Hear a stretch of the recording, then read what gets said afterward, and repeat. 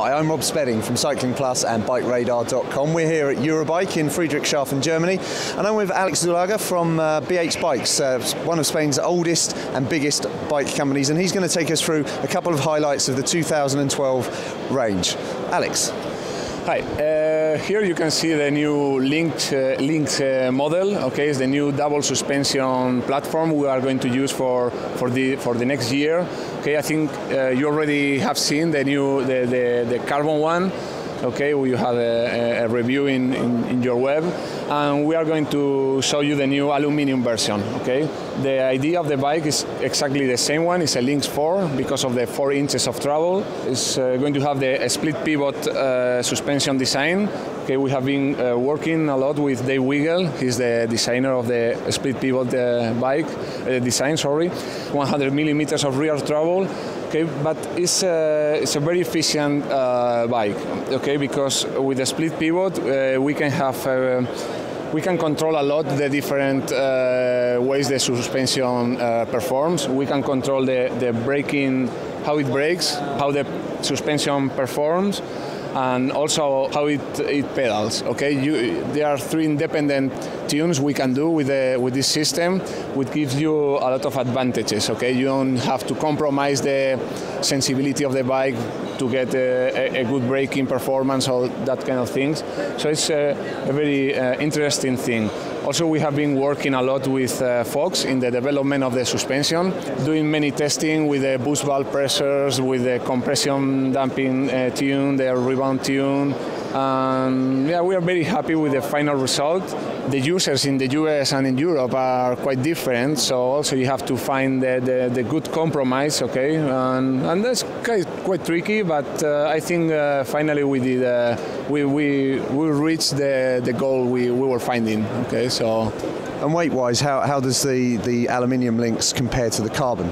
Yeah, the geometry of the bike is exactly the same. The suspension and everything is exactly the same. The weight is a little bit heavier. It's probably 250 grams heavier than the carbon one, but it's also cheaper. So it's going to be placed in the lower range of the Lynx, the aluminium one, and then the carbon one in the top.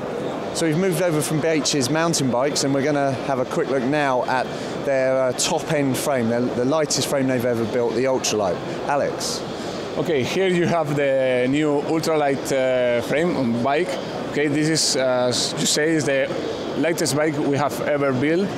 Actually, this bike you are looking is 5.3 kilos, so it's one of the lightest ones in the market right now. The frame is just 740 grams. So also it's very, very light one. The fork is under 300 grams. Also another very important thing of the new frame is the new bottom bracket standard. Okay, we are using, actually we have been developing with FSA the new standard. It's called BB386 Evo. The important thing about this bottom bracket is a wider one. Okay, that's why it's 386. It's because it's 86 millimeters wide. Okay, this is the first one of the first bikes with such a wide road bikes with such a wide bottom bracket. This allowed us to have a very, very big tubes and also very oversized bottom bracket, so it has more rigidity. Okay. The problem when you get a wider bottom bracket is that you are going to change your Q factor. Okay, that's something very, very important for a road racer.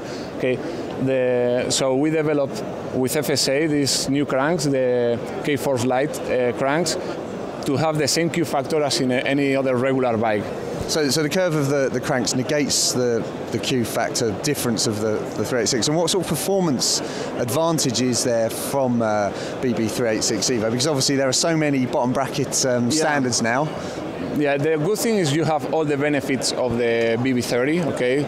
And with this new standard you have a lot of benefits, but for the frame. Okay, you can make a stiffer and lighter frame. The cranks are not such a different one. It's just a BB30, but with different curves. It's not really a big difference, so nobody's going to notice any difference in the cranks or something like that. And to ride, what sort of ride characteristics would you say that the Ultralight has? The Ultralight, the good characteristic is it's a very, very light frame, so that gives you a lot of advantages, of course, but also we we have improved the rigidity. Okay, the G5 has been a very, very rigid bike for a long time, for 2 years. We have been in Tour de France, Vuelta a España, many races with professional teams, and it was a very rigid bike. But this one is even more stiffer one. It's in some parts, like the bottom bracket and the rear end, is almost a 60% more stiffer. Sorry. Okay, so you are decreasing the weight and increasing the stiffness of the frame. So that's the main advantage of this new frame. So it's a bike that's kind of aimed at powerful, fast racers. Yeah. This is a racing bike. Okay, you can see the head tube is a low one. The chain stays are very short, so it's a very reactive bike. Okay, it's a rigid bike, so it's not the. It's made for competition, okay? So you are not going to waste any watts on your pedals, you know. It's a racing bike, yeah. Thanks for that, Alex. It looks really exciting. Can't wait to ride it, and good luck with it in 2012. Okay, thank you. I'm Rob Spedding from Cycling Plus and BikeRadar.com at Eurobike in Friedrichshafen, Germany.